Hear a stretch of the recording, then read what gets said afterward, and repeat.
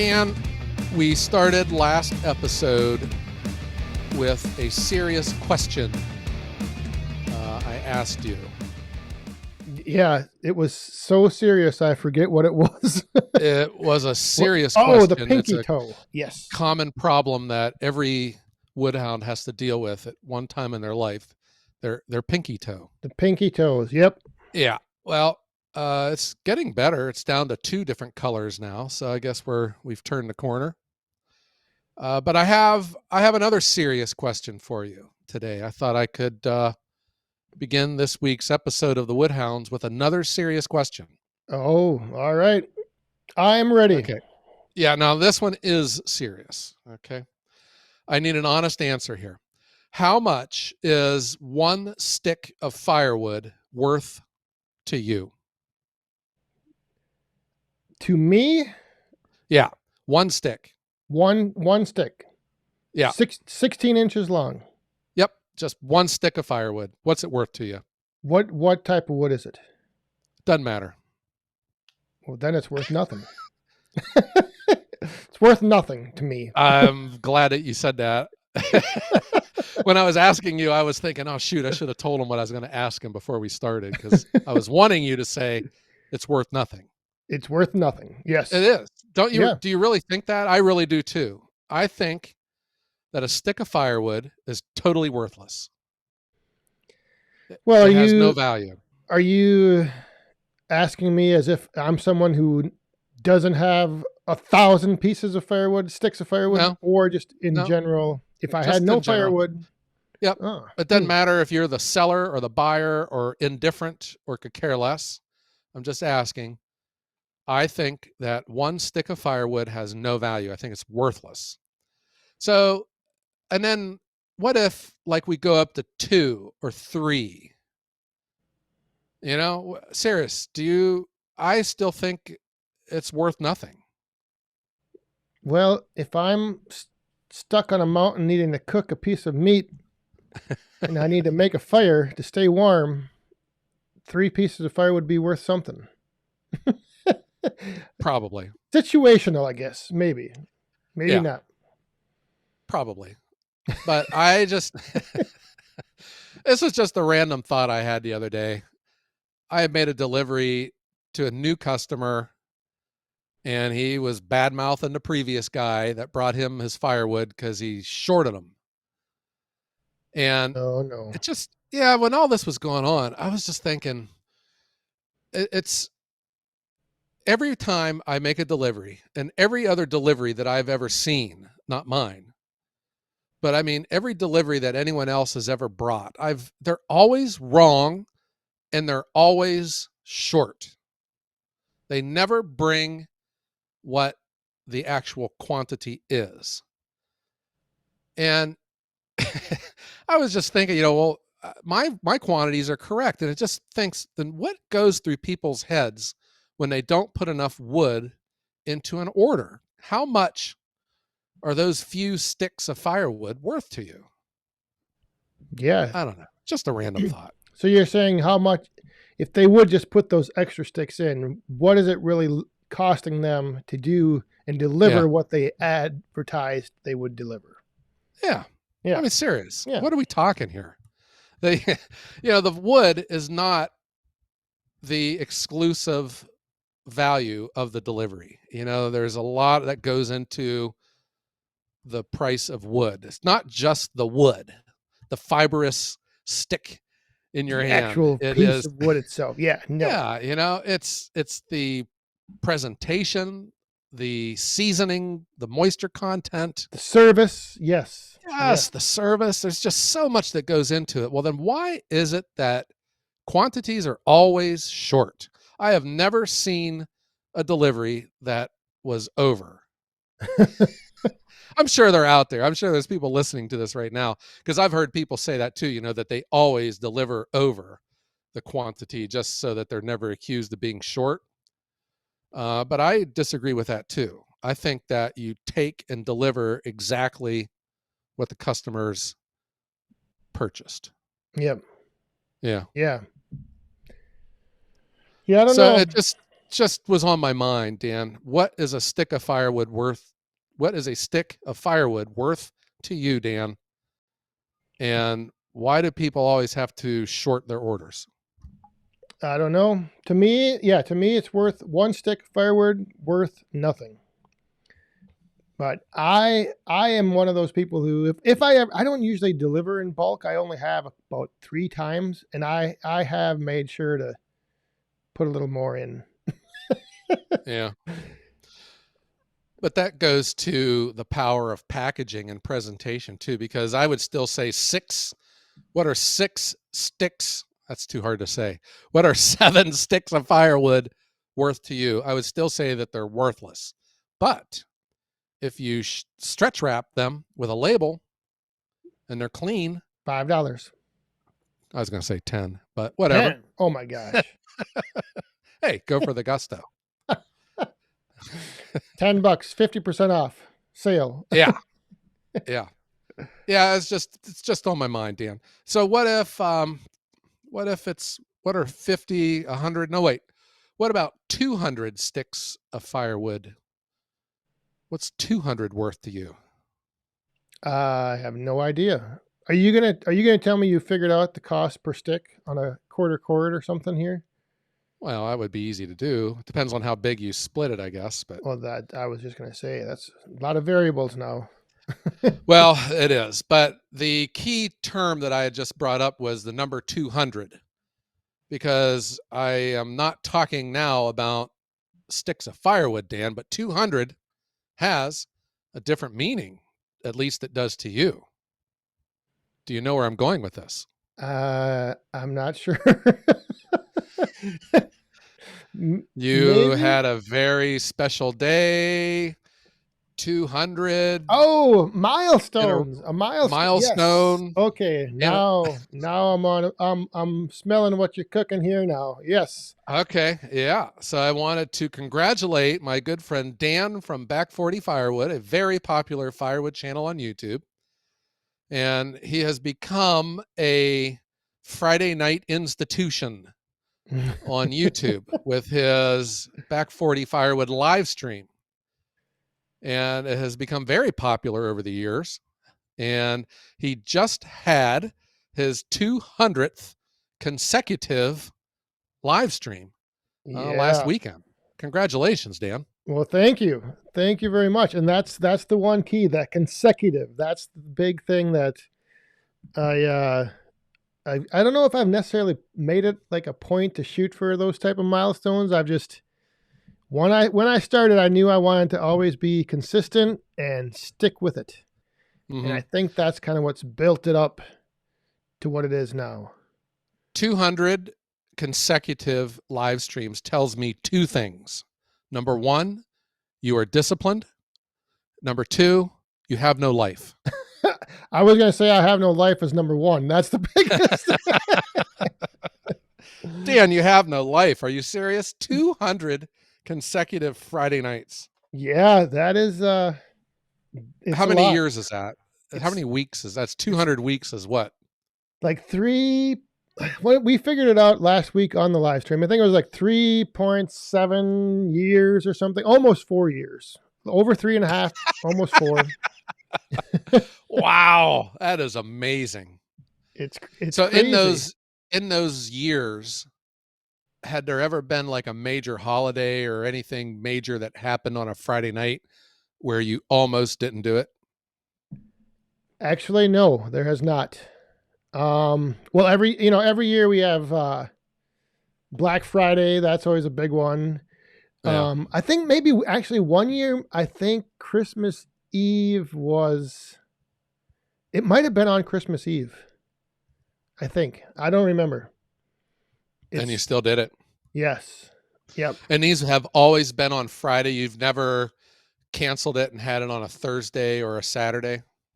No, I have done other live streams on different days, but I've never not been on Friday.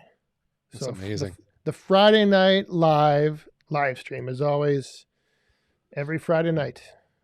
Yeah. I am having flashbacks to when we had first met and started talking on the phone. the one thing that I had noticed, and that's from me looking at you from the outside looking in, is you're in a very unique position in the firewood community on YouTube. You're kind of, remember I called you a gatekeeper, you know, where people look to you and come to you when they have a new channel, or if they have, if they're trying to get pointed in the correct direction. And if you are not able to help them out, someone else on that live stream certainly will be. Yeah. I I kind of look at myself as I'm the guy that if you're looking at firewood, don't do what I do and you'll be fine. As far as watching my videos. But the live stream, like the whole origin of it, what in my mind anyway, was just I wanted a place where people could interact in real time with me and with others. Because once I started seeing familiar names in the comments on my videos and like on your videos and other people's videos, it was kind of like, hey, let's all get together and hang out. And, so there's a lot of interaction between people amongst themselves in the live chat as well as, live chatting with me. I agree. So I want to, because we have a varied audience here with the Woodhounds podcast, and I just wanted to first thank everyone for tuning in and supporting the Woodhounds podcast. We post a new episode every Wednesday morning, and my name is Joe, and I am a YouTube channel called Ohio Woodburner, and Dan is the personality on Back40 Firewood.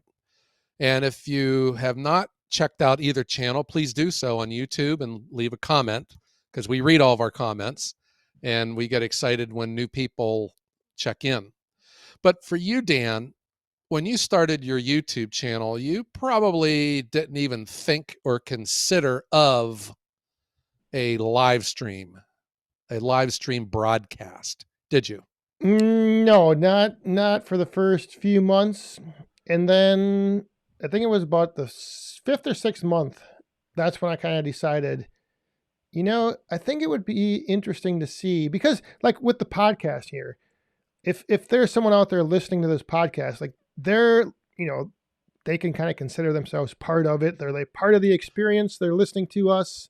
And the same with videos, but there's just not that sense of other people involved. And there's not that sense of, this is live. Like if I mess something up, you're going to see it. If I say something I shouldn't, you're going to hear it. It's like, there's a whole different dynamic to it, which I don't, for whatever reason, I started doing it, and I actually really like it. It's a lot of fun.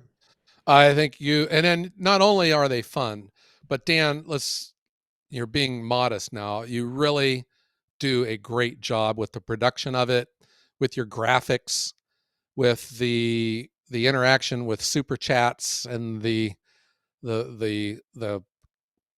is it that drops in marbles that drop in, or coins that drop in the glass, and the swinging girls. Oh yes. You really go all out. It's a very impressive. If you're listening and if you have not checked out one of Dan's Friday night live streams, they come on 8:00 Central, 9:00 Eastern, and it's on YouTube. If you subscribe to his channel, you'd get a notification. But of all of these episodes that you've had, are there any particular ones that stand out? Ones that were fun or funny or sad or disappointing or confrontational, anything like that really sticks out to you? Just the few that I have had where I have actually had live audiences and live like guests on the show with me. So, so a couple years ago, I had a few people over that were, part of the show live, and then that got interesting. And then 2 years ago, I think it was 2 years ago, maybe a year, whatever. One time at the Paul Bunyan show, I did a live with like a live audience at the hotel. And that, to me, like a lot of people still talk about that live stream for whatever reason, just because I think I was like sweating the whole, I don't know. It was, you were worried crazy. You were worried about getting arrested, I Yeah, think. getting kicked out of the hotel, or Uh, just people. I at the time I didn't realize that people watching online couldn't hear all the background noise that I could, so I thought it was hard for them to hear. And yeah, there's been a lot of them though, a lot of yeah. interesting episodes. Well, I think that I don't know if you're the Johnny Carson, the kingmaker of the firewood community, but I can speak from experience from the trajectory that my channel was on. Mine took off very fast, but it wasn't until I got a phone call from you asking if I wanted to be on the live cast on your live stream when I really thought, you know what, well, maybe I'm starting to become kind of a big channel then, because this guy, this guy, well, or is he either that or he's trying to take my wallet, one or the other. Well, I've gone through a few. I have had, and I do plan on continuing to sometimes have live guests on. But I found that sometimes when I watch other live streams that have guests on, the guest and the host end up communicating a lot with each other, but then the audience kind of gets left out. So Yeah. it's tough, and it's tough to keep up with the comments. And so that's something that I kind of do sporadically, when the opportune moment is upon the night or whatever, I'll do that. But for the most part, I've just focused on, from the very beginning, like back to your comment about the production value, like I knew that's one thing I wanted to, I set the bar for myself pretty high because I wanted to make it like an actual show, like an experience you can log into, and it's just not like, some low budget 80s movie or something. You're describing the live streams that I've had. But just give Yeah, it that little extra element of, oh, this is something that's an effort has been put into, and I think the I audience really totally agree. appreciate that set. Yeah, I totally agree. I can speak from experience. So I've had probably 4 live streams, maybe 5. And it's I mean, it's not like I'm, you know, uh have a tough job where my life is at risk, but I mean, it's stressful, it's challenging, and you get into it because you care. And man, you forgot to thank a particular super chat, or you forgot to respond to someone's comment and you feel terrible about it. And it was stressful, but I'm serious. You have a very easy demeanor about yourself. I guess 200 consecutive weeks will get you to be like that. But I'm serious, Dan, you do a really good job. They're fun. Everyone feels like that they belong there, and you make it entertaining. Well, again, I appreciate that, and I do have to say that my background, where I had a little run with the whole wrestling, how many years I was in, pro wrestling, that kind of, I think, paved the way. Because when you go out in the ring to cut a promo, or after a match they come out to cut a promo, like that's all, like, most of the time live, on the fly. You have to just embrace that whole moment of, you got to be on your A game. You have no retakes. Sure. You have no edit. Stop. Let's redo that. And there were times, like in the beginning, I would have like a little note sheet. I would like kind of figure out an agenda and what I want to talk about. And then I just learned over time that just throw that all out, just hit start and go with it. Yeah, It I didn't like pay. it. It didn't.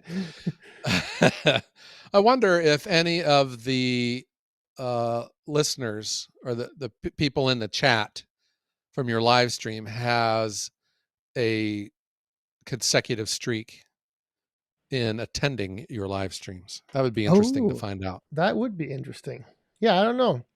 I remember my very first one. I think I had 33 or 36 people Uh-huh. for the whole chat. The whole hour. That's all I had. And that to me was, I mean, that was great. I was having a blast. And now that, once you start getting a couple hundred people in there, I mean, comments go flying by. People are talking about something. You see a comment, you don't know what it is, and you have to try to like, for Yeah. me, I'm like looking at it, trying to process. Do I want to answer that, respond to it? I don't know what it is. I'm also watching other. I mean, it's but it's fun. That's what makes it fun. Yeah. When did you get started with like the multiple camera angles, the music, the countdown, the graphics? When did all that start? Did that Ah, just get pieced together, or was it all happened in one episode?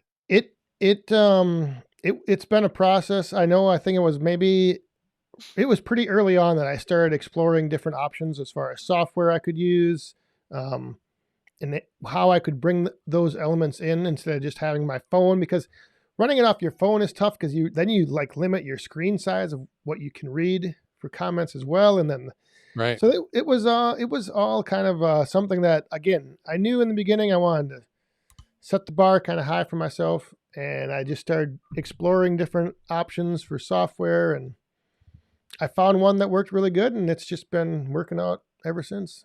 Yeah. And now you have two different locations that you film from. One is like your outdoor cabana that's poolside, and Yes, then one is like it's a studio that you've made in your house that's decorated with Back 40 Firewood signage and trinkets, right?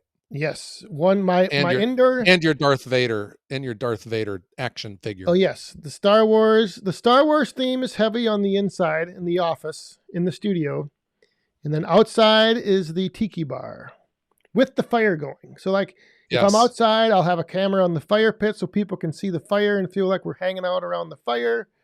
And yeah, it's kind of it's just again certain elements you got to bring them Yeah. in. What are some of the other traditions? The one tradition I know is in your thumbnail, that there's always a certain caricature that appears in all your thumbnails.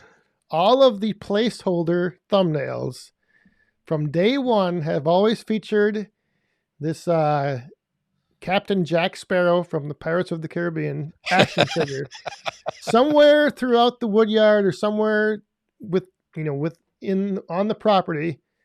He has always been in the thumbnails. So yes, that's the one constant that always, if you see the placeholder thumbnail, Captain Jack will be in it. Yeah, that's Yep. awesome. I can't speak for other. I hate this word. Niches, Niche. niche eyes. Niche What eye. are the what's the plural here? Nichoirs of YouTube. All right. I'm wondering if there is this level of community in them, that you see in firewood.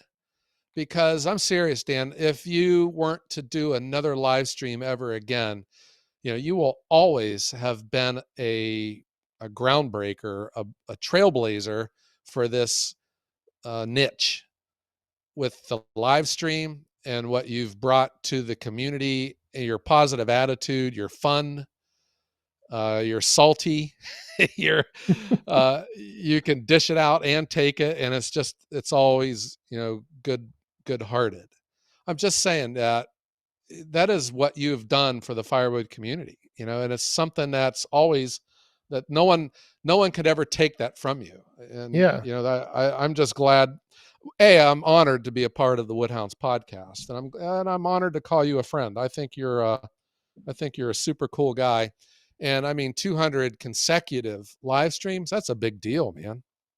Yeah. And it's I mean, I don't like to get, sounding like I'm bragging and all this kind of stuff here, but there is something that's very unique and special just about people coming together and attending something like a Friday, like even if it's just a live stream. The other thing is it's, also it's also says something about the people. Like it's not just the fact that I am having the live stream, but people have to attend it. So Yeah, it's a big totally shout agree. out to all those who do, maybe not every week, but there's the regulars that you always see and get to interact with. So it's Yeah. so And if you haven't been to, like the Paul Bunyan show, one of your old Firewood Frenzy get-togethers, the Ohio Woodburner Open House, that's when you do see that there is a legitimate family element of Yes. firewood on YouTube. And I hope Yep. that the Woodhounds podcast is just another extension of that. Because it's true, you don't know these people, you don't mail them Christmas cards, but they're your friends. It feels like you've known them Yeah. forever. Yep. There's some people that I'm thinking of right now, some commenters, some subscribers to our channel. I just think the world of them, and I literally, I've just met them shortly from just on the YouTube channel.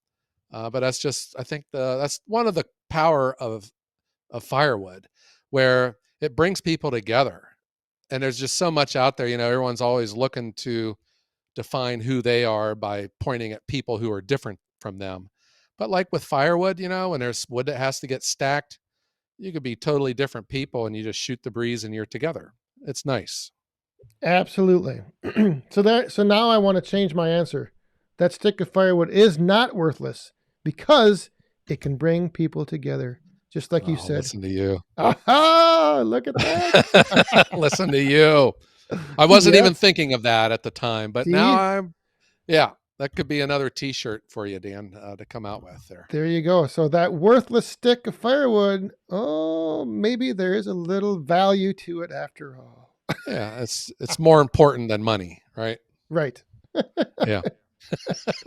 You It's can always use, the millionaires that say, money's not everything. It's like, I remember watching, it was like Cindy Crawford she was in an interview and she was saying how beauty's not that important. It's like, yeah, yeah. coming from Cindy Crawford, serious, you never hear Yeah. Broomhilda saying that. Yeah, right. No kidding. Oh my. Yeah.